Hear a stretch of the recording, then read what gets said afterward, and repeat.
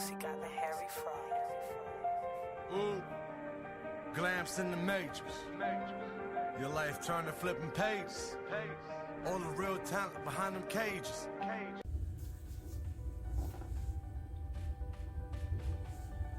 And we're back for week 4 of Free Picks, brought to you by Overtime Live Sports Bet Radio. Thank you guys for tuning in with us. So, you know how we do this. First, we're going to go over our losses from the previous week. Week 3 was tough, man. A lot of upsets. A lot of people's tickets getting crushed on games that they thought were locks. Obviously, there is no real locks in sports betting. But we didn't do worse than the previous week. We actually did one better. So we're coming in with 7 losses for week 3. Make sure you guys like and subscribe. Join that Overtime Live Sports Bet Radio group on Facebook. And check out our sponsors at TeamSpadesPoker.com and GilbertYoungArt.com. So let's jump into it. I thought it was a pretty easy schedule, but apparently I was wrong. 7 games missed is a little over what is expected, what we're shooting for. So the first game we missed on that Sunday schedule was the Ravens New England game. Ravens went into New England. Patriots obviously missing their leading offensive weapon in Jacoby Myers, which is definitely going to impact the game. Mac Jones actually ends up getting hurt in that game, but what really stands out is Lamar Jackson playing at a very high MVP caliber level. Obviously, if he continues to average around 100 yards rushing per game, he's going to win the MVP again. And at this point, he's simply carrying the team. I mean, they've got one wide receiver that's been doing some numbers, and Lamar Jackson's pretty much been a running game, so I think that was a bad pick from the beginning. I thought the Patriots would show up a little more. They might be done, man. I wouldn't be surprised if Belichick hangs it up after this year. So we lost that game.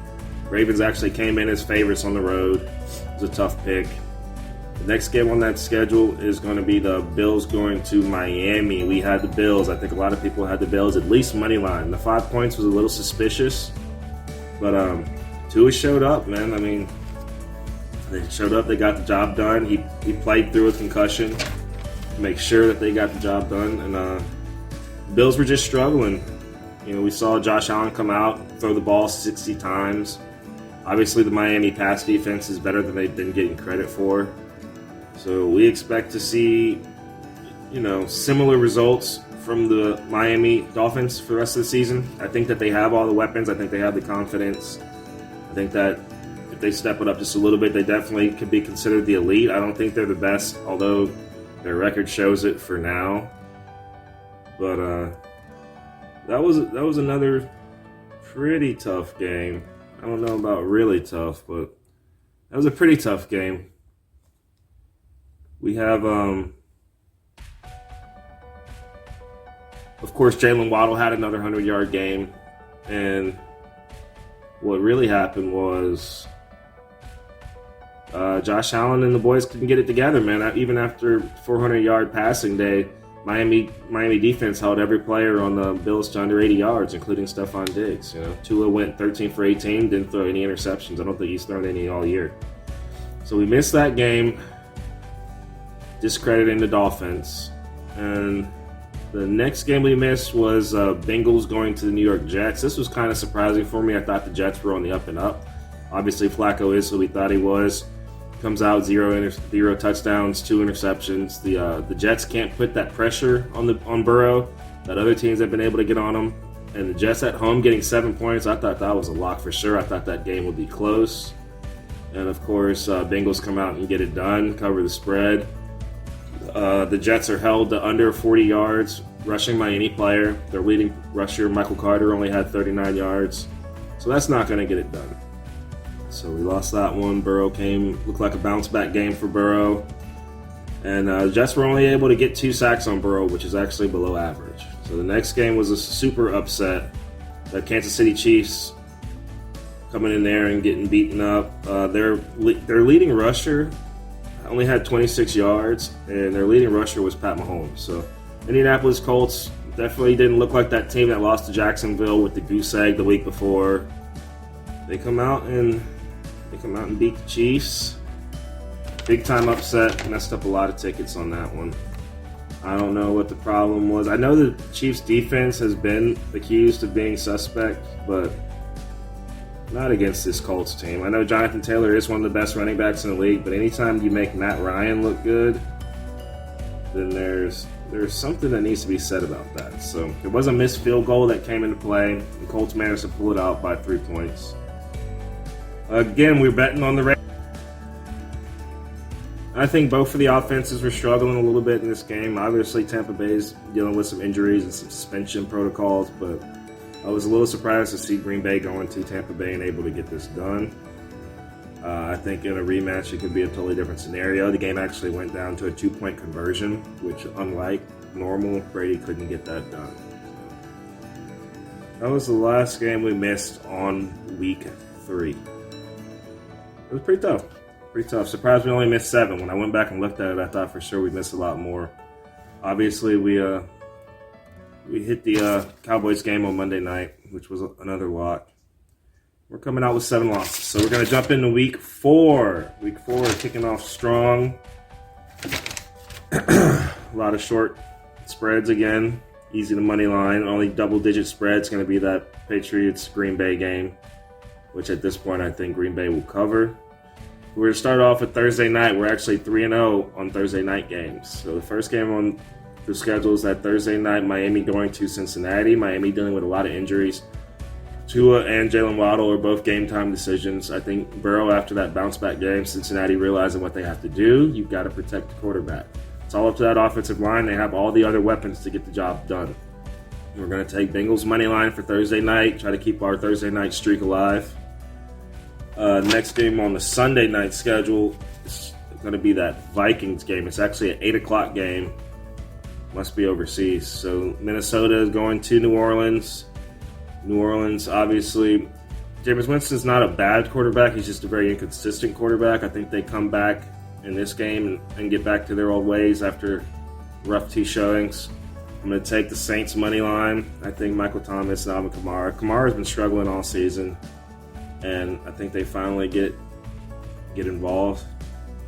I think Jameis Winston can protect the ball a little bit better, maybe air it out a little bit more. New Orleans Saints get that done at home, money line. Coming in as an underdog. The next game on the schedule is going to be the Bills going to the Ravens. This is going to be probably the game of the week. We're going to see if Lamar Jackson can single-handedly carry this team. I don't see the Bills having an answer for him, but I do see the Bills putting up a better offensive performance than they did in the week prior when they lost. So we're going to take the Bills. We're going to moneyline them. They were giving up 3. Bills -3. Have to moneyline it. We might win by 3. Last-second field goal.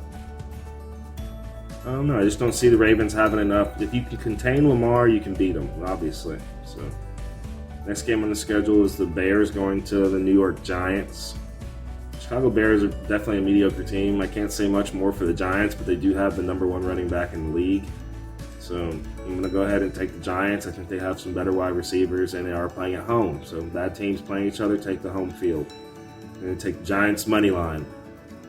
Next game on the schedule is going to be the Cleveland Browns. Jacoby Brissett and Amari Cooper coming to town with the Falcons. I'm sure they should be able to bust them up pretty good. I don't see any hope for the Falcons.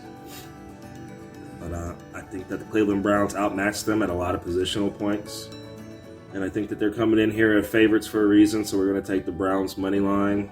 I expect Mariota to have a decent game, maybe even have a decent season, but I don't see where he's getting help from anywhere else. Kyle Pitts has been a little bit below average, and Cordarrelle Patterson's having a great season. So I think it'll be a high-scoring game, but I see the Browns getting it done in the end. Jacksonville Phillies next game. Philly obviously one of the front runners in the NFC, looking like a potential powerhouse, playing great on offense, playing good enough on defense. This is going to be a test for Jacksonville. Jacksonville going to Philly. Philly giving up the full touchdown and the point. So Philly giving up 7. We're actually going to give up the 7 and take the Eagles. And I think that Philly comes out and makes this a statement game. Shows us how good they really are. It shows us how good Jalen Hurts is. Obviously, Devontae Smith had a breakout game last week. And I think that the Eagles are as good as people think that they are right now. We're going to take the Eagles -7. Chargers have been surprising people lately, not performing up to their expectations, dealing with some minor quarterback injuries.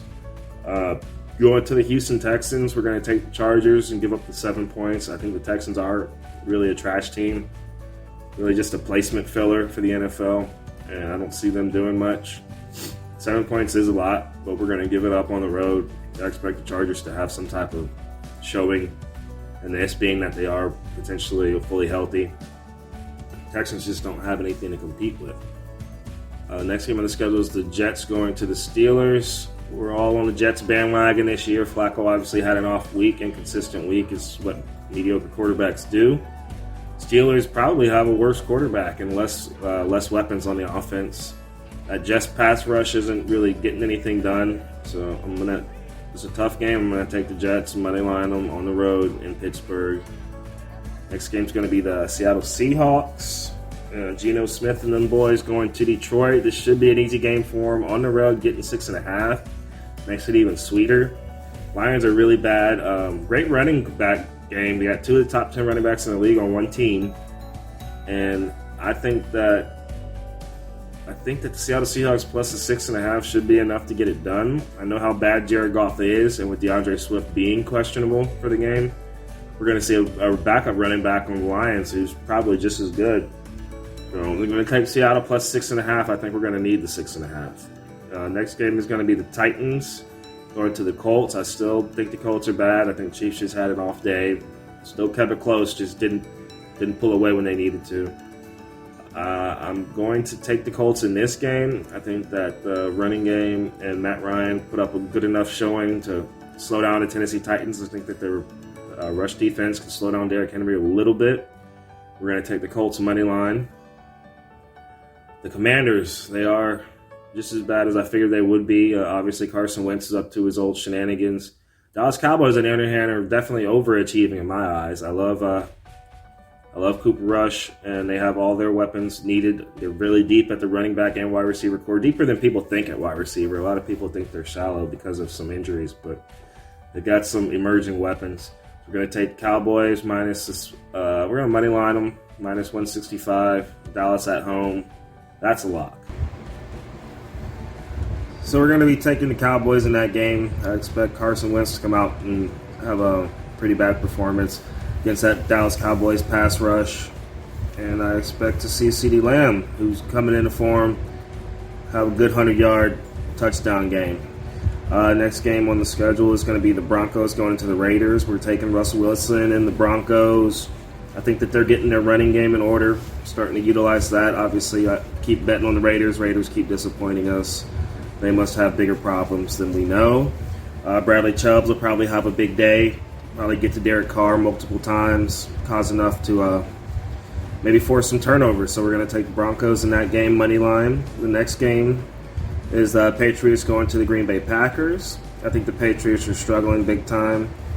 I think that their dynasty run is clearly over. I don't know if Belichick sticks around too much longer. Obviously dealing with a lot of injuries. Jacoby Myers and Mac Jones are going to be game time decisions. So I think the Packers come out and take advantage of that, expose them, maybe definitely cover this 11 points. I see it as a blowout. So I'm going to take the Packers at home minus the 11. Last game on the schedule is going to be the Chiefs going to Tampa Bay. We're going to see Pat Mahomes in that high-powered offense put Tampa Bay pass defense to the test. Tampa Bay's got a great secondary, and I think the Chiefs' defense is going to give up some points. So both teams coming off of losses. Tampa Bay dealing with a lot of injuries. So we're going to take the Kansas City Chiefs. We're going to money line them on the road in this game for the Sunday night game. And the last game on the schedule is the Rams going to the 49ers. Rams are actually coming in as underdogs. It's a 2-point spread. And we're going to take the Rams on the road, money line, as underdogs. We don't even want the 2 points.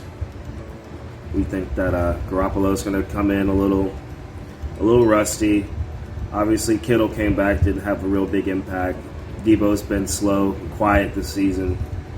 And I think that the Rams have a lot more to prove. Big time, primetime game. I expect to see Cooper Kupp perform. And I expect Stafford to have a good game. So we're going to take the Rams money line for the Monday night game. And that's going to wrap up our schedule. Thank you guys for tuning in with us. Make sure you check back next week, see the results from this week's free picks, and we'll get ready for week 5. Make sure you guys hit that like and subscribe button. And join our Facebook group, Overtime Live Sports Bet Radio group. And stay tuned for another big week. So may all your bets be live and good luck to you.